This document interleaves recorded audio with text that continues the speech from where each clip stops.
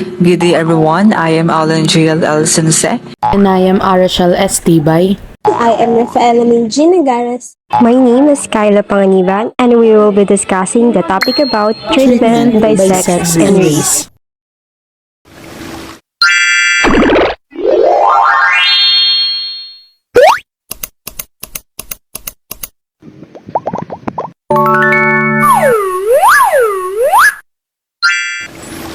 Now, let's first discuss treatment by race. Addressing the elephant in the room, structural racism. According to Bailey and others in 2017, structural racism is at the intersection of the social determinants of health and health disparities because it causes unequal opportunities for education, employment, income, wealth accumulation, residential quality, and healthcare. Structural racism and health disparities are even more pronounced in developing countries like the Philippines, where the power majority is concentrated in the hands of the few, and health of the underprivileged is not prioritized. The recent report showed that providing citizens in the Philippines with even the most fundamental of medical care services remain a significant obstacle. This is largely because medical facilities are either unavailable or unevenly distributed across the country. Intuitively, the wealthy have better access to private sector healthcare than the poor. Many causes of health disparities lie in systematic or societal factors that are difficult to change unilaterally. Therefore, initiatives to eliminate disparities and advance health equity must consider the complex interplay of multiple influencing factors. The equally contributing to health disparities are socioeconomic status, geographical location, environmental factors, and social and cultural norms and practices. Likewise, many discoveries that have led to better population health results from investments in biological, social, and behavioral sciences, which have significantly increased knowledge of disease, genesis, prevention, detection, and treatment. Moreover, scientific and medical advancements have not benefited everyone equally, and efforts to reduce economic and racial or ethnic disparities have not always been successful. Recognizing the level of interventions needed and developing them in light of current data and behavioral theory are the foundation of effective interventions. However, treatments that target multiple aspects of the socio-ecological context tend to be more sustainable and effective over the long term. Also, although policy interventions can peak at any level, policies require implementation at the individual, interpersonal, organizational, and environmental levels.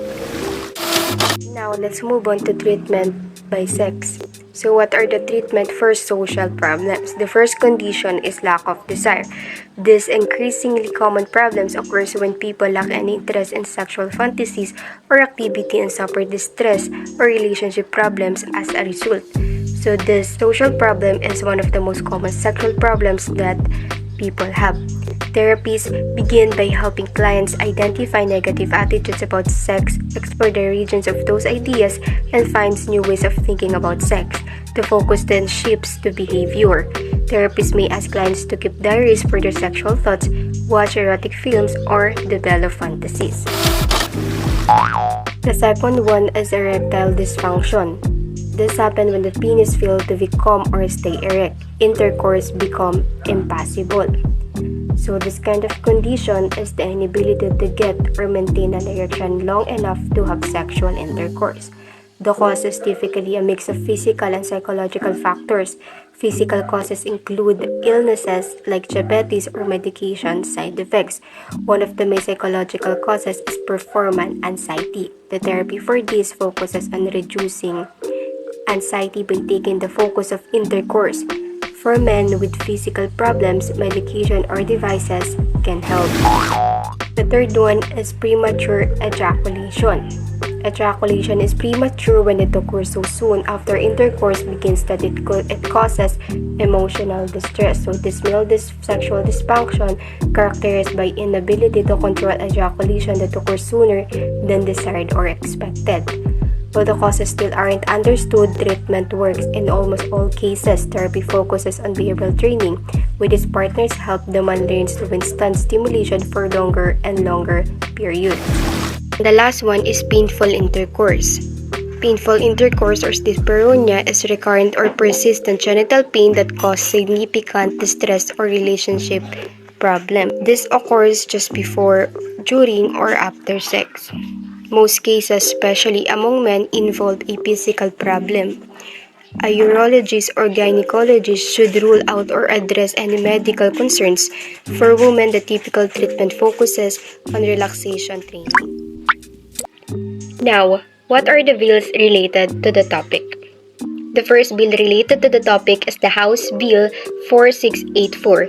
This is an act declaring unlawful acts and conduct of discrimination based on sex, gender identity, sexual orientation, race, color, descent, national or ethnic origin, religious affiliation or beliefs, and health status, and penalizing the same. The explanatory note for House Bill 4684 is the 1987 Constitution states that no person shall be deprived of life, liberty, or property without due process of law, nor shall any person be denied the equal protection of law.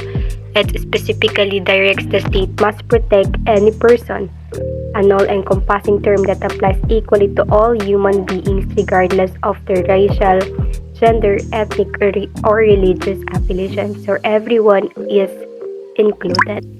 The Anti-Discrimination Act of 2019 shall penalize acts of discrimination in the following fields: employment, education, delivery of goods, facilities and services, and in search and investigatory activities.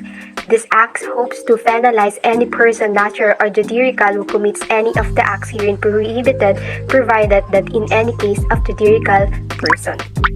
And now the second bill related to the topic is the Republic Act No. 10354. This is an act providing for national policy on responsible parenthood and reproductive health.